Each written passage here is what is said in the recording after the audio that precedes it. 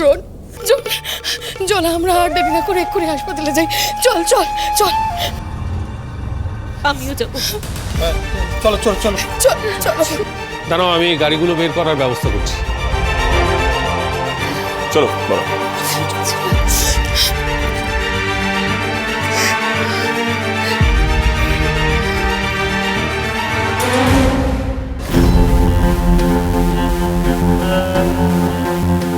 চিনি আমার স্বরূপ জেনে ফেলেছে।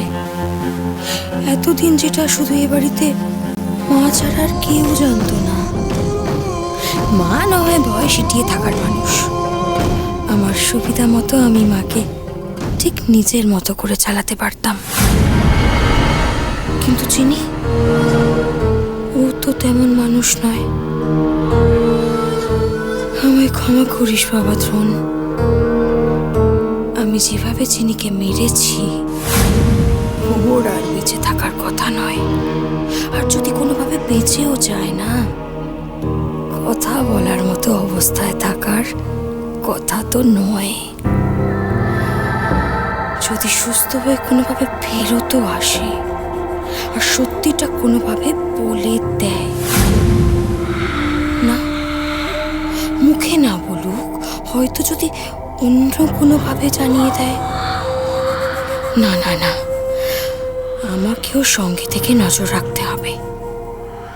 ফিরে আসার সম্ভাবনা একটু আছে বুঝলেই চিনিকে একেবারে সরিয়ে দিতে হবে।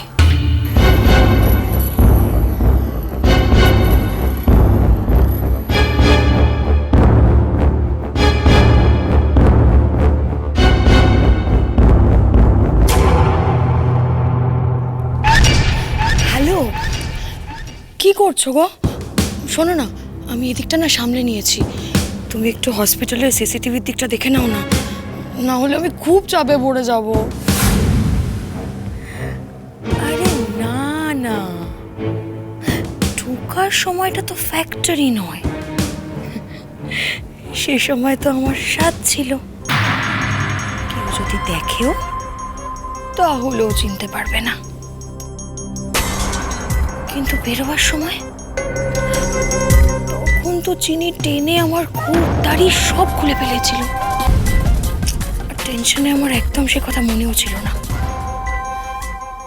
সেই ছবি যদি ক্যামেরায় উঠে যায় তাহলে তাহলে তো বিপদের শেষ থাকবে না।